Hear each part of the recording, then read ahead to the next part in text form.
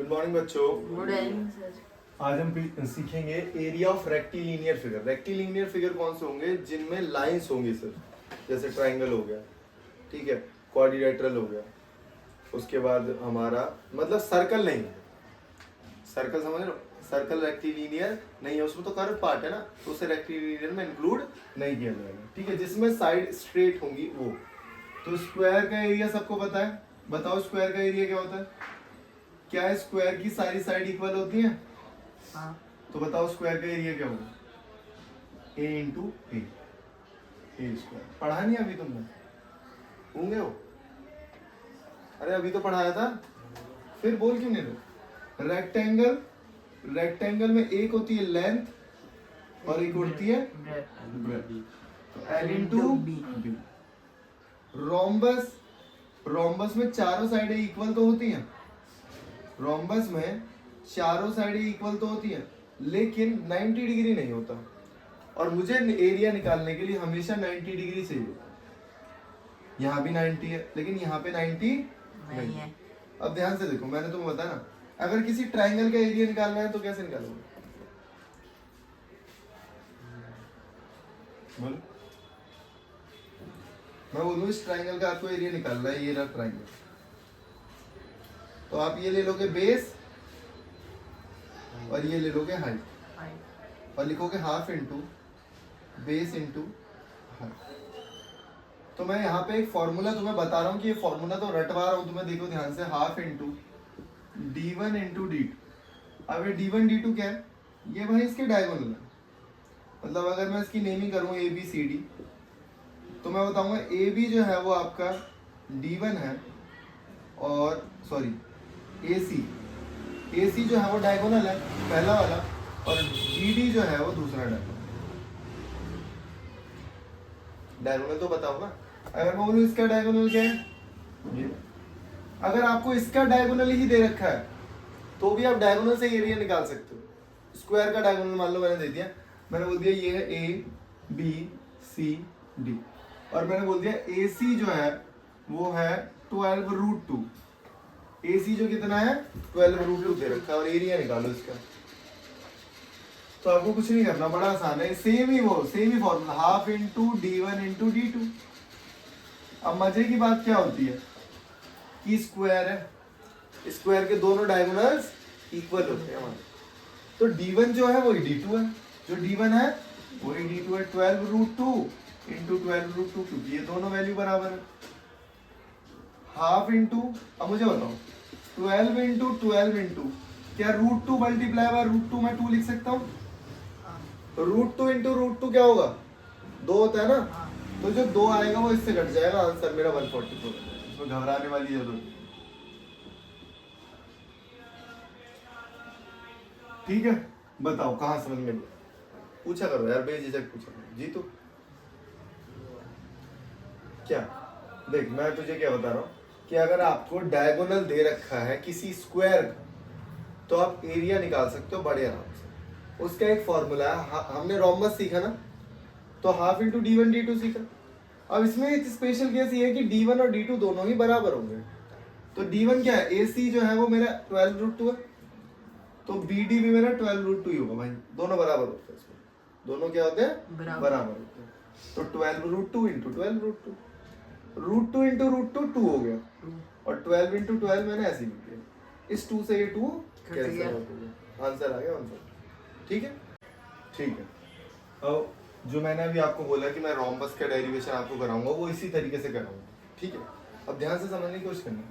अभी मुझे ये क्वाड्रिलेटरल एक फिगर दे रखी है और मुझे निकालना है इसका एरिया। अब एरिया कैसे निकालूंगा? हमने सीखा एरिया कि अगर आपके पास एक बेस है और अगर आपको परपेंडिकुलर हाइट पता है तो आप एरिया निकाल दो। तो मैंने देखा ये जो क्वाड्रिलेटरल बना है ना, ये दो ट्राइंगल से मिलके बना है, तो दोनों ट्राइंगल कौन से? ABD, ये वाला ट्राइंगल दिख रहा है, दूसरा ट्राइंगल क्या है?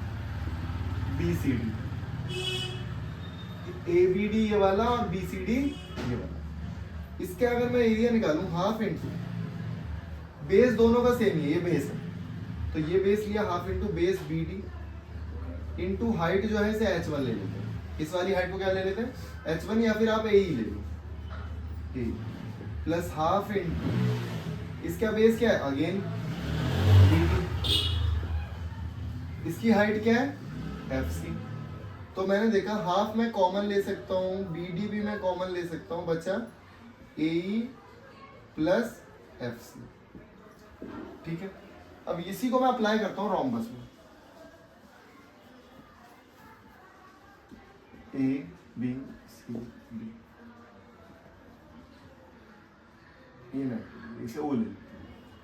तो मैंने देखा अगर मैं ट्राइंगल का एरिया लिख रहा हूँ ABC प्लस ADC, दो ट्राइंगल है ना इसमें भी, ABC ये रहा और ADC ये रहा, क्योंकि ये क्वाड्रिलेटरल है।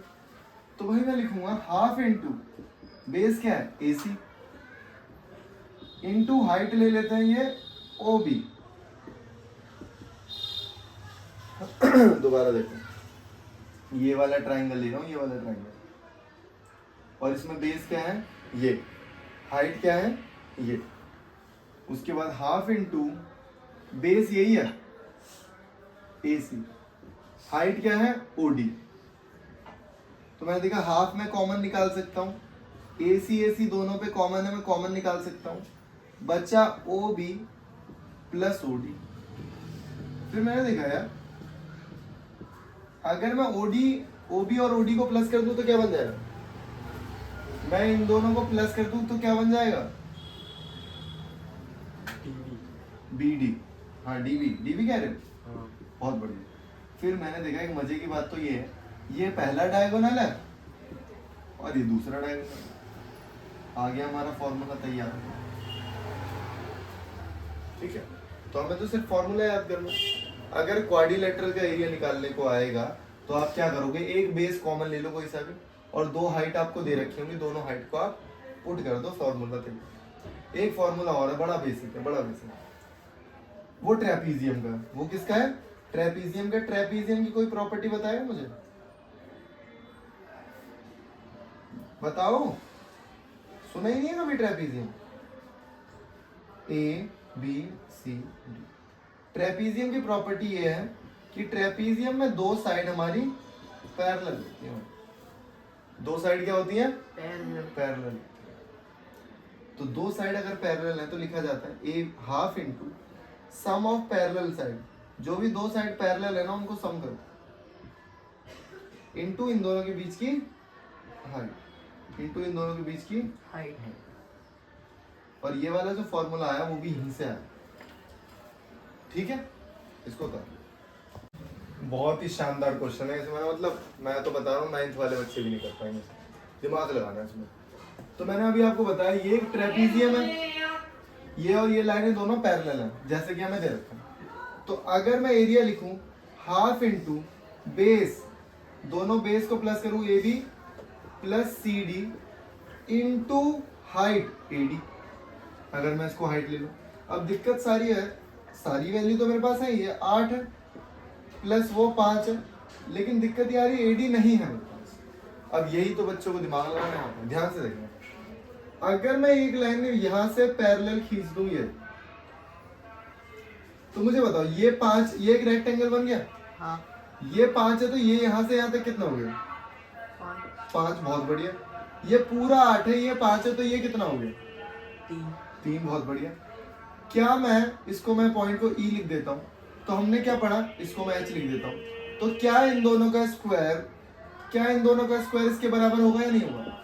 H square 3 square is equal to 5 square. आपने पाइथागोरस थ्योरम पढ़ी है ना, क्या वो ट्राइंगल से मैं पाइथागोरस थ्योरम से ही लगा सकता हूँ? तो मुझे H स्क्वायर नहीं पता, तो मैं लिखूंगा 5 स्क्वायर 25, और ये जो 9 है इसे उधर भेज दो, तो ये आ गया हमारा 16। तो H की वैल्यू कितनी आ गई? 4।